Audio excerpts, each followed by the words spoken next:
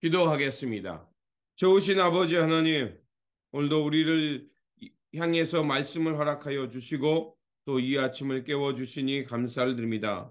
오늘도 우리에게 주신 이 말씀 붙들고 이 험한 세상에서 지혜롭게 또 바르게 살아가는 저희들이 될 수 있도록 도와주옵소서. 그래서 아버지 하나님, 우리의 삶이 때로는 어려움이 있겠지만 그러나 그 속에서도 하나님이 우리의 구원과 희망이 되신다는 것을 믿고 오늘도 용기 있게 하나님 나라를 향해 살아가는 주의 백성들이 되게 하여 주옵소서. 우리 구주 예수 그리스도의 이름으로 기도드립니다. 아멘. 오늘 우리에게 주신 말씀은 욥기 11장 7절에서 12절입니다. 내가 하나님의 깊은 뜻을 다 알아낼 수 있느냐? 전능하신 분의 무한하심을 다 측량할 수 있느냐? 하늘보다 높으니 내가 어찌 미칠 수 있으며 수월보다 깊으니 내가 어찌 알 수 있겠느냐. 그 길이는 땅끝까지의 길이보다 길고 그 넓이는 바다보다 넓다. 하나님이 두루 지나다니시며 죄인마다 쇠고랑을 채우고 재판을 여시면 누가 감히 막을 수 있겠느냐. 하나님은 어떤 사람이 잘못하는지를 분명히 아시고 악을 보시면 곧바로 분간하신다. 미련한 사람이 똑똑해지기를 바라느니 차라리 들나귀가 사람 낳기를 기다려라. 아멘. 오늘 본문 말씀은 욥의 세 친구 엘리바스와 또 빌다, 소발. 그래서 여태까지는 소발이 아무런 얘기를 하지 않고 있다가 이제 11장부터 이제 소발의 말이 나오는데 욥의 탄식을 듣고 있다가 또 친구들과의 논쟁하는 것을 보다가 이제 더 이상 참지 못하고 소발이 다시 한번 욥을 질책하는 말씀입니다. 소발은 욥의 고통을 보면서 결국 네가 이렇게 논쟁하고 여전히 그 하나님의 징계를 통해 깨닫지 못한다라고 생각하고 있습니다. 그러면서 결론은 똑같습니다. 욥이 네가 고난을 받는 것은 너의 죄 때문이라는 것입니다. 그러시면서 두 가지를 통해서 비난하고 있습니다. 첫 번째는 뭐냐면 욥이 네가 말을 많이 하는데 그 말을 많이 하는 것이 얼마나 하나님 앞에서 지혜롭지 못한가를 알라는 것이었습니다. 잠언 10장 19절에 보면 말이 많으면 허물을 면하기 어려우나 입을 조심하는 자는 지혜가 있다. 이 얘기는 뭘 말합니까? 우리가 자꾸 어리석은 말, 거짓의 말을 많이 하면 할수록 거기서 하나님 앞에서 자기의 그 잘못됨이 드러난다는 것을 말하는 것이죠. 또한 전도서 5장 2절에서 3절을 보면 하나님 앞에서 말을 꺼낼 때 함부로 입을 열지 말아라. 마음을 조급하게 가져도 안 된다. 하나님은 하늘에 계시고 너는 땅에 있으니 말을 많이 하지 않도록 하여라. 걱정이 많으면 꿈이 많아지고 말이 많으면 어리석은 소리가 많아진다. 모두 다 하나님 앞에서 말을 많이 하지 말라는 겁니다. 오히려 우리가 하나님 앞에 침묵할 때 하나님의 음성이 들려오죠. 그리고 하나님의 터치하심이 있고 그 하나님의 음성을 들을 때 우리가 새로운 힘과 용기가 생기고 지혜의 문이 열리는 거 압니다. 그래서 사도 바울도 로마서 11장 33절에서 하나님의 그 높으신 지혜와 또 지식을 감탄하며 찬양했다는 것을 알 수가 있습니다. 그런데 지금 소발이 하나님 앞에서 이게 높은 지혜와 사람이 측량할 수 없는 하나님의 그 영험하심, 또 하나님의 그 넓으신 마음을 우리가 그 찬양하는데 지금 그 소발의 이 하나님에 대한 찬양은 결국 너 자신이 얼마나 지금 어리석고 네가 말을 많이 하는 그것이 잘못된가를 질타하는 거였습니다. 결국 하나님에 대한 지식, 하나님으로부터 받았던 여러 가지 지혜의 말씀들이 결국 다른 사람을 정죄하는 도구로 이용해서 쓰고 있는 겁니다. 신앙생활함에 있어서요, 경건하다는 사람이 조심해야 됩니다. 나의 경건이 다른 사람을 질타하거나 다른 사람을 비난하는 것이 되어서는 안 되는 것입니다. 그런데 많은 사람들이 다른 사람이 고난받고 다른 사람들이 어리석게 행동할 때, 아, 나는 그렇게 행동하지 않고 나는 그렇지 않을 거야. 이렇게 장담합니다. 그런데 우리가 그것을 조금만 생각해 보면 나의 이런 행동과 나의 생각은 그 사람에게 더 큰 상처를 줄 뿐만 아니라 또한 나도 그런 상황에 빠지면 그렇게 어리석은 길을 안 간다고 누가 장담하겠습니까? 우리 스스로를 늘 겸손하게 보는 노력이 필요한 것이 바로 여기에 있습니다. 우리는 겸손해야 합니다. 두 번째로 욥이 자신의 잘못을 인정하지 않는 것을 보자 네 자신이 지금 지혜로운 채 하는데 그거 미련한 거다.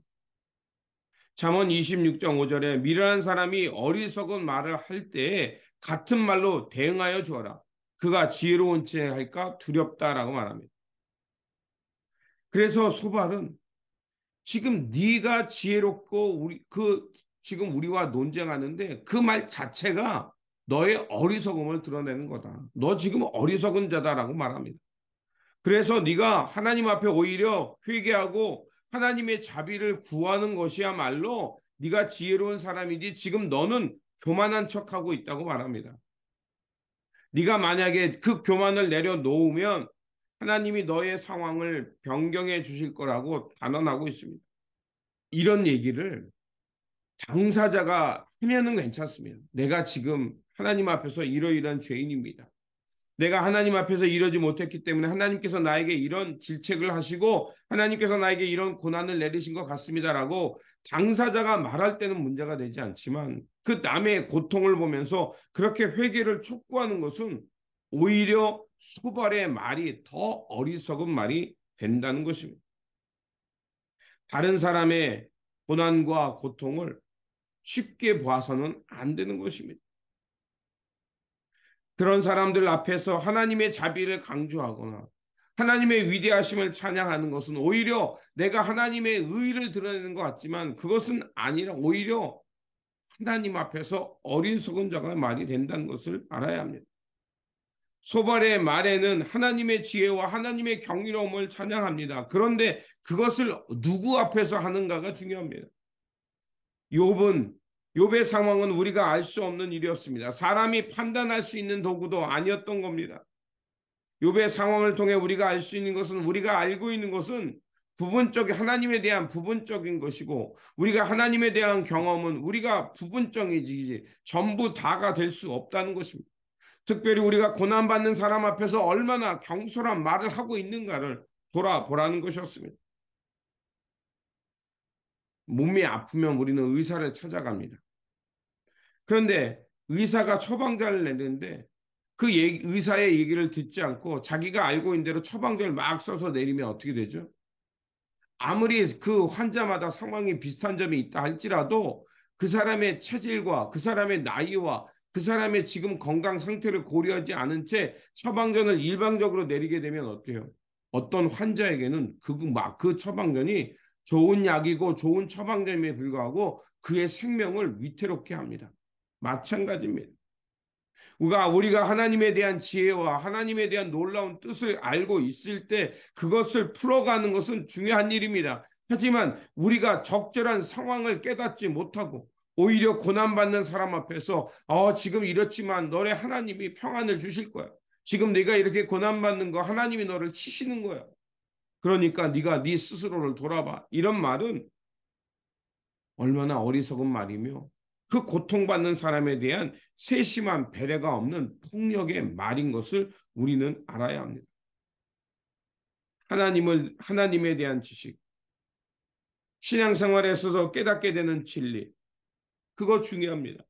그런데 그것을 가지고 다른 사람을 판단하거나 다른 사람의 아픔에 더 아픔을 가하는 도구가 되어서는 안 되는 것입니다. 앞에서 언급한 대로 우리가 알고 있는 것은 하나님의 부분적인 부분이란 겁니다. 우리가 깨달은 것은 하나님의 보편적인 지혜이지 하나님의 더 넓고도 깊은 세계에 대해서 우리가 다 어떻게 알 수 있겠습니까? 그러므로 경솔한 생각으로 판단하고 다른 사람에게 아픔을 주는 그런 말을 멈추고 고난받는 이들에게 제가 어제도 말씀드린 것처럼 그들과 함께하는 사람, 그들의 아픔의 자리에 내려가서 함께 울어줄 줄 아는 사람, 그런 지혜의 사람, 하나님의 마음과 하나님의 애끄는 마음이 있는 그런 사람 되어 살아가시기를 주님의 이름으로 축원드립니다. 기도하겠습니다. 우리의 생사화복을 주관하시는 하나님, 욥과 그의 친구들의 대화를 통해서 사람의 말이 얼마나 어리석고 또 다른 사람을 판단하고 정죄하는가를 우리는 보았습니다. 사람이 하나님에 대해서 알 수 있는 것은 부분적인 것임을 깨닫게 하여 주시고 그것으로 다른 사람을 정죄하거나 비난하지 않게 도와 주시옵소서. 우리가 알고 있는 것, 우리가 하나님에 대해서 깨달은 것은 언제나 부분적이며 편협하다는 것을 알게 하여 주셔서 언제나 하나님 앞에 겸손한 사람이 되게 하여 주시고 또 우리가 욥의 상황을 통해 깨달은 것처럼 아파하는 이들에게 그 아픔의 자리에 함께 할 줄 아는 사람, 함께 울어줄 줄 아는 사람, 그 아픔의 자리에서 내가 할 수 있는 것을 통해서 그를 돕는 사람이 되도록 도와주시옵소서. 오늘도 우리에게 이렇게 복된 날 주셨사오니 다시는 그 소바엘의 사람처럼 어리석은 말의 사람이 아니라 상처 주는 사람의 말이 아니라 위로하고 세워주고 또 그들과 공감하는 그 품 넓은 사람, 함께 공감하는 사람 되어 살아가도록 지켜 주시옵소서. 우리 구주 예수 그리스도 이름으로 기도드립니다. 아멘.